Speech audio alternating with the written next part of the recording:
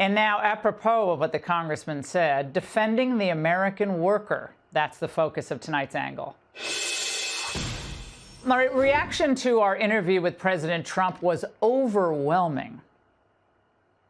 Ingraham got to ask President Trump about these comments. Laura Ingraham aired her interview from a couple of days ago, and they kind of clashed a little. Getting a shot also from Donald Trump, who was on Laura Ingram's show on Fox News Channel. Ingraham correctly noted exit polling from last week's elections showed that voters say economic issues are their top concern. His reaction to Laura Ingraham shows that they won't stop trying. Affordability. It is a concern on the left and the right, and Laura Ingraham asked Mr. Trump about it. Okay, well, I didn't want it to be about me. I want it about the issues, but you get the point. For 2 days, commentators, pundits, Trump fans, Trump haters found something interesting or provocative or maddening or encouraging in what the president said.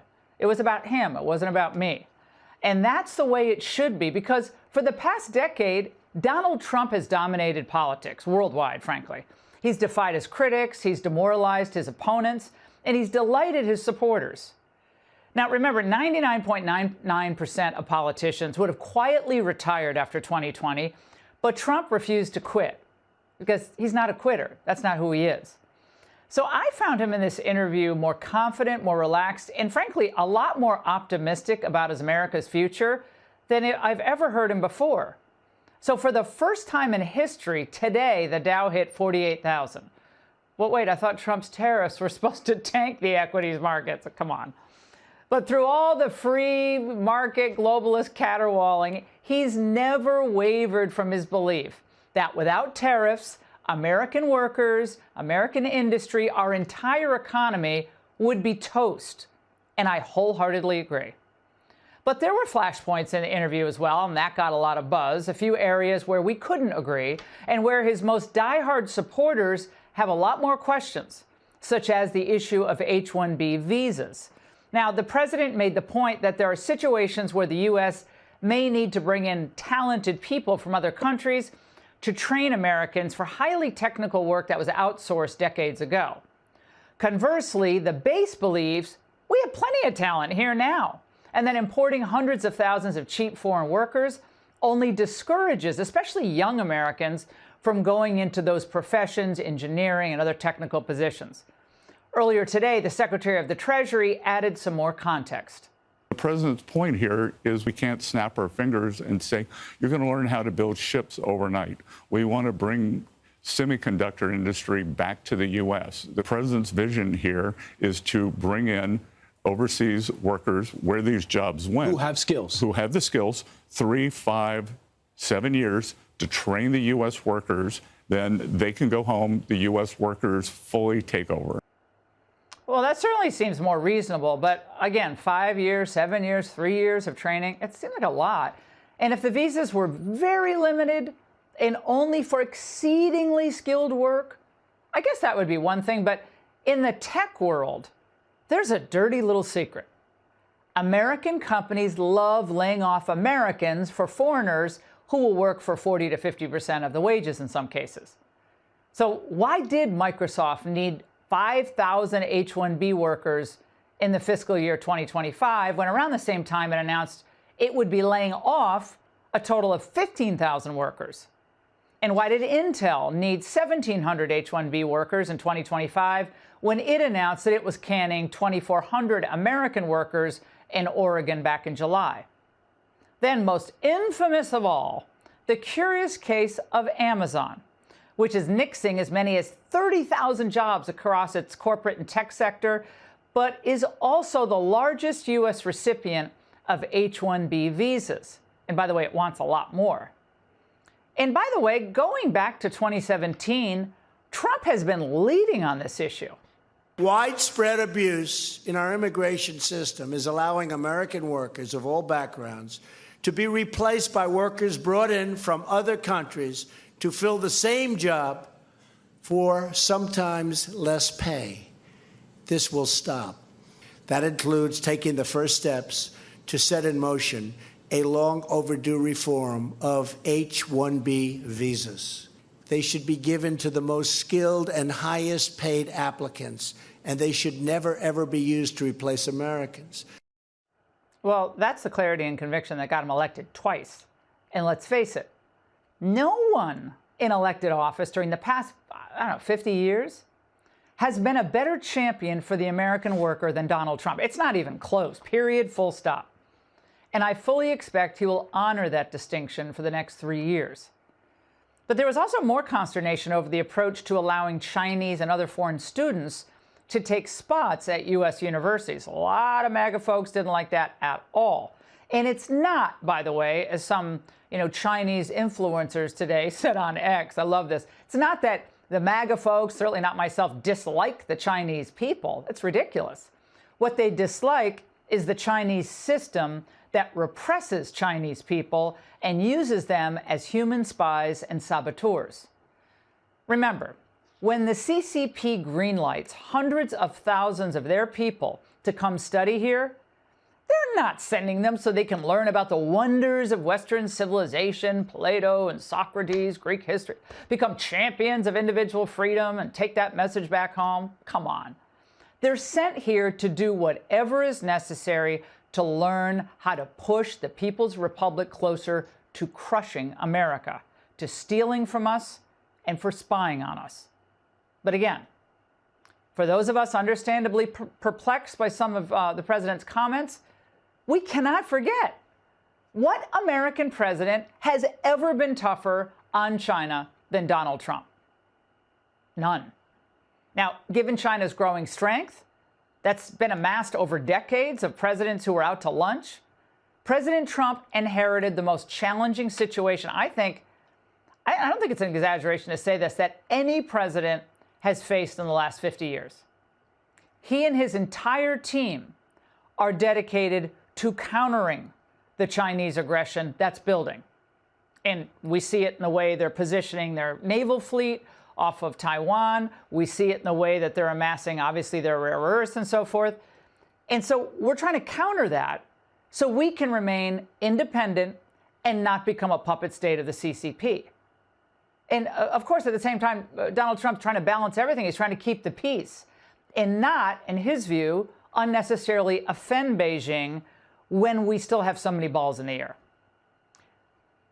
A better question tonight, perhaps, is to ask this. Where is Capitol Hill on this? I know that they've held some hearings on H-1B visas. I get that. And they have the China, caucus, and they've put out some really good reports. But it seems to a lot of Americans that it's only Trump and only his cabinet trying to figure out things like the rare earth problem. We squandered our advantage there. They're the only ones trying to really figure out how can we develop our own ability to make magnets, again, so we don't have to be dependent on a communist regime. Our ability to defend our interests where our military is a fighting force, not just a social justice club. Trump people did that, not Capitol Hill. So no one watching should forget any of this. Most on Capitol Hill, most on Wall Street, most in the tech world believe that we should have an unlimited number of foreign workers available to us in the United States. And many of those same people actually prefer foreign students to American students. That is a sad fact. So when you hear people dumping on this administration from the right, remember, Democrats believe you should get zero benefits from your American citizenship. Zero.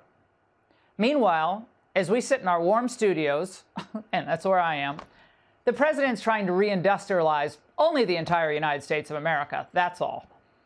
And if you think Mamdani or the squad, they're going to stand up for you in their workers' garb and they're going to, in their shirt sleeves, get it all done.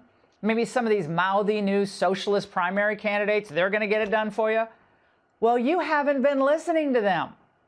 If you're a native-born American who grew up in something approaching a traditional household, they pity you at best and they loathe you at worst. So, there's always going to be disagreements on strategy and approach, and everybody should have their say. But to the more than 77 million Americans who voted for President Trump, don't flinch. No one's better at politics than he is, and in the end, he's a pragmatist and a populist. He's not a globalist, and he's not a sellout, and that's the angle. Fox News alert. The House just voted to end the government shutdown, and President Trump is set to sign the bill later, and it's going to be official within the next hour, which means Chuck the Palestinian better pray to Allah, because the cross-legged Messiah is about to strike him down with lightning. Barack's disciples are storming the Capitol and want Chuck's head on a silver platter. The Obama pod bros are accusing Schumer of a shutdown cover-up. Chuck Schumer is Tim Robinson in the hot dog costume, saying, like, we're all trying to figure out who did this. He voted against the bill, sure, but I think he orchestrated it with senators he knew were going to retire who weren't up. And I don't believe this spin for a second. Wow. The Obama boys say Chuck E. Cheese orchestrated the cave job. And now Schumer's gone into hiding. Did you give them tacit permission, but you're afraid to tell the public that? Or do you genuinely have no control over what the members of your caucus do? Now, I think it is likely the former, which means why not just tell the truth? Schumer lost control of his party the same way Biden did. Remember, Barack sent his pod bros out to start the Biden coup, so this is deja vu. Obama even has his cross-legged disciple getting in on the beatdown all the way from the Brazilian rainforest.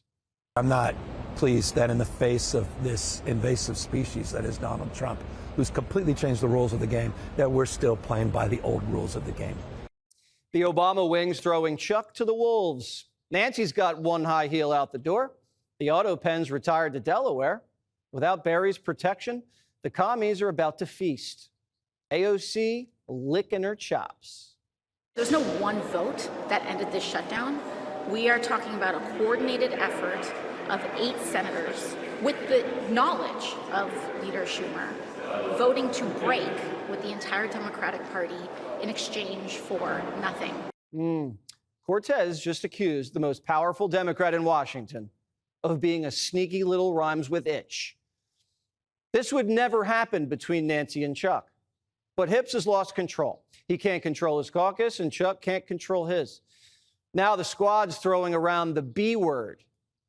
I think people understand what a betrayal this is to not be able to go back with a victory. Do you think the Senate Democrats need a new leader? Yes, I do. But that's not in my hands, so that's up to them. Chuck went from hero to zero. A couple weeks ago, he sounded like John Gotti. Donald Trump and the Republican Party are hell-bent on taking health care away from 60 million people. The Democrats have 3 words for this. No way. It's literally life or death. Chuck went from no effing way to, yeah, whatever. If you're going to talk like that, you better back it up. Ask anybody. Someone runs their mouth and then gets on the court and gets put on a poster, you got to leave the gym forever. The spineless senator's losing support from all sides. Even Biden world is giving him the hook. That guy was fiery. There was ominous music. He swore. I mean, there was a lot in that video. What happened to that guy? It was fake, Jen. You didn't know that was fake? When a 74-year-old Jewish senator suddenly starts cursing like a sailor, it's an act to save his backside from the left. Karma's ain't it? Schumer helped coup Joe, and now it's his turn. With Chuck already bruised and busted, Barry, Biden, and the Bolsheviks are pummeling him till the bell rings. If you're the leader, like, you're supposed to be able to keep the caucus together on something like this. That's sort of a test of leadership. And, I don't think he has that kind of support right now. I definitely don't think we should have Chuck Schumer. And if 27 rolls around and we somehow have the Senate. They're not even waiting for AOC to run against him. The Chicago boys want Schumer demoted. That means leave your big fancy office now. You can't be minority leader anymore if you can't lead. Barack thought one coup would work, and now he's realizing they all have to go. But just like Joe Biden, the longer Schumer holds out, the worse it gets. The lesbians have left the building. I'm done. I'm done. I am your base. I have voted for Democrats for 40 years. I am a lesbian with a Black, disabled, non-binary child, and I worked in an abortion clinic. I am your base, and I'm done.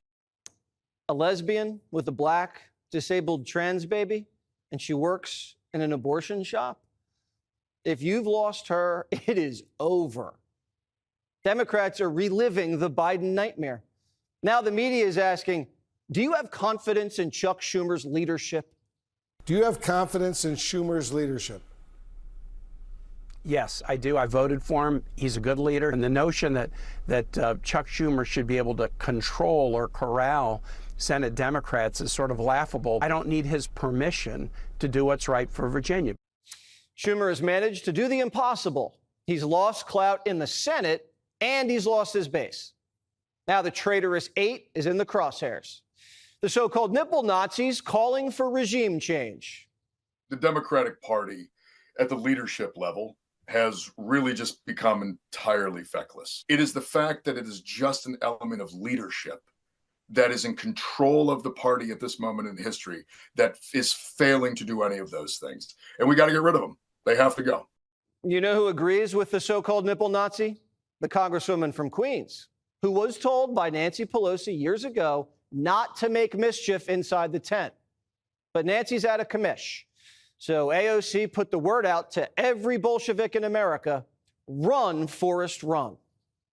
This problem is bigger than one person, and it actually is bigger than the minority leader in the Senate. We actually do have Senate elections this year, and my hope is that people across this country actually participate in their primary elections in selecting their leadership. The commies want to wave a hammer and sickle in every district.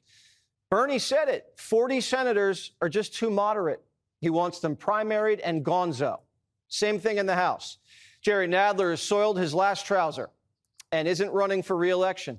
So JFK's grandson wants his seat. And let's just say he's not giving Camelot. I was a bad boy this weekend. I did some really bad stuff. I can't wait to tell you guys about it later. That's Jay Powell, Janet Yellen, Pitbull.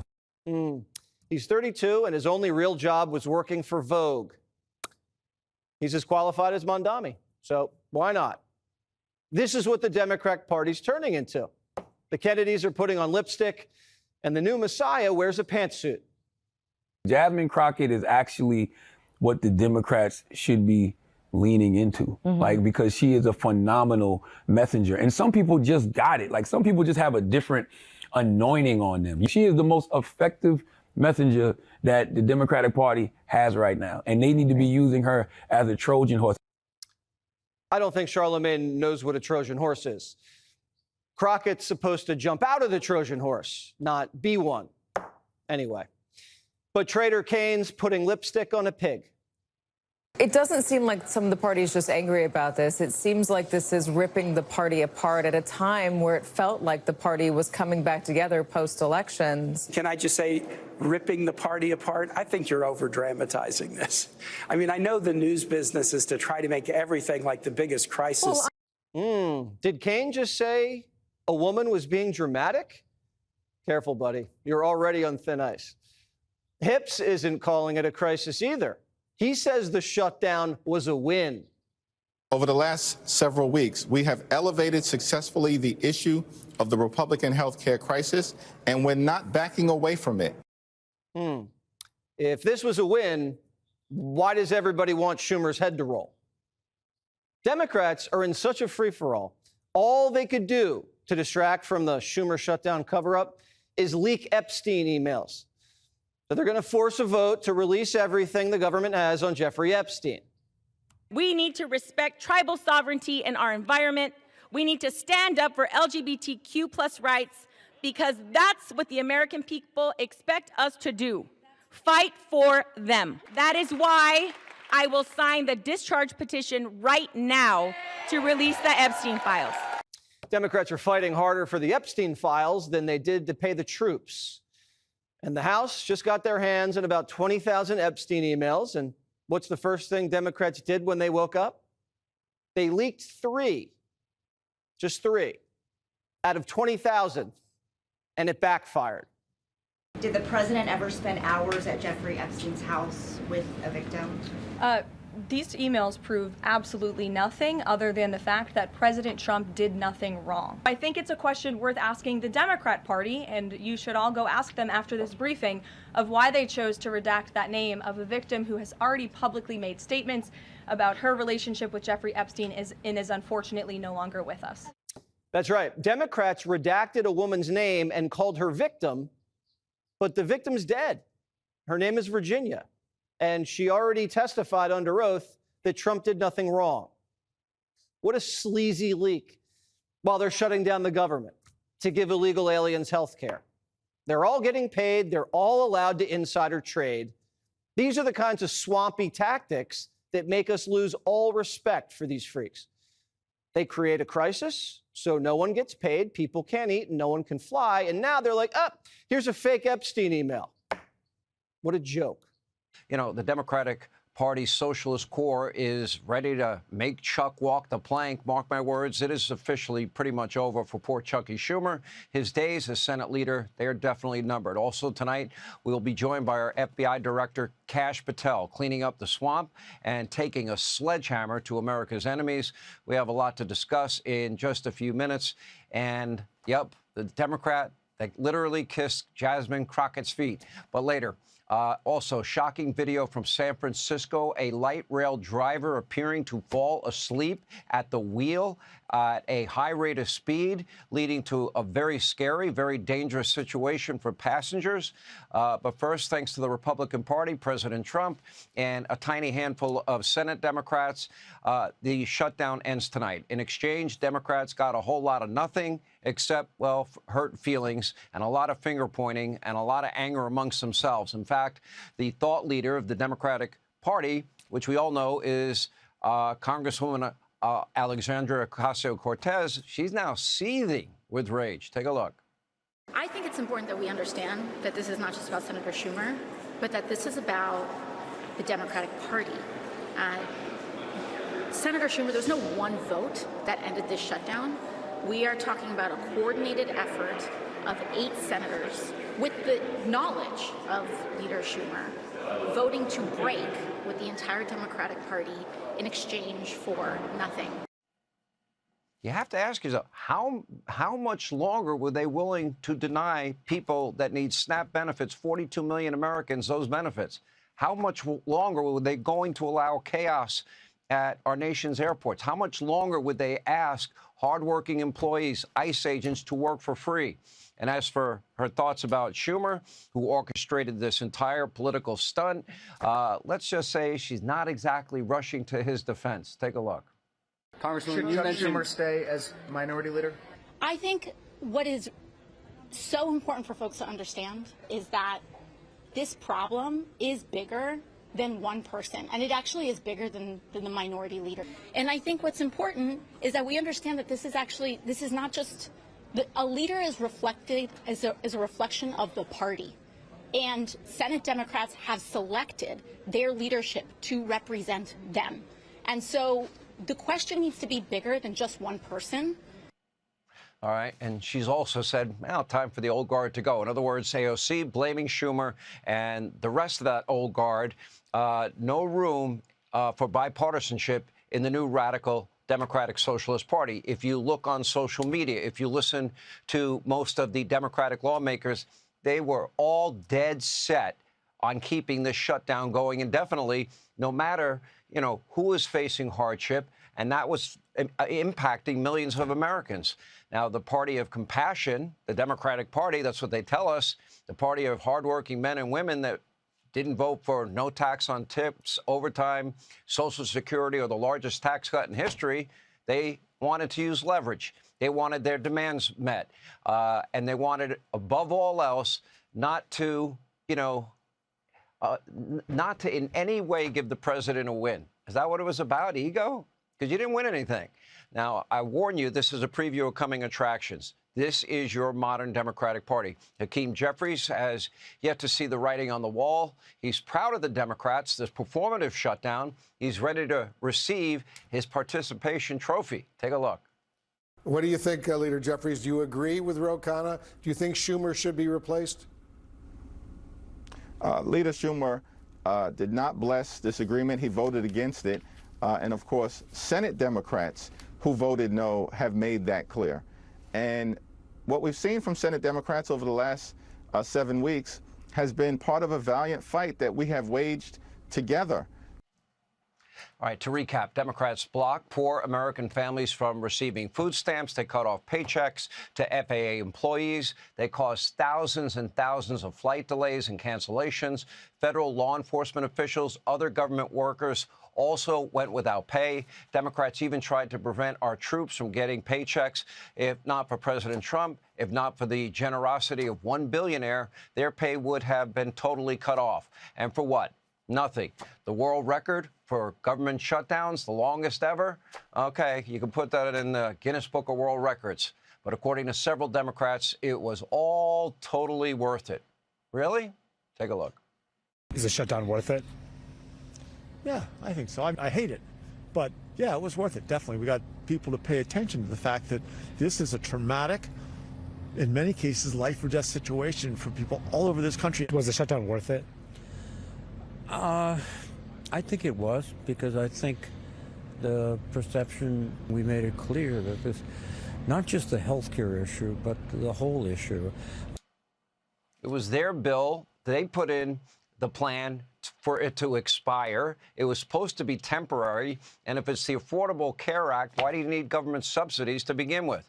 You're looking at a rift between Democrats who want to make life basically hell temporarily for their political stunts versus people that want to burn it all down in the Democratic Party, make life hell permanently through government socialism. Pick your poison.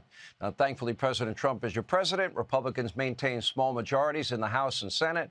But without 60 votes, sadly, there is only so much that the GOP can get done. Hey, Sean Hannity here. Hey, click here to subscribe to Fox News YouTube page and catch our hottest interviews and most compelling analysis. You will not get it anywhere else.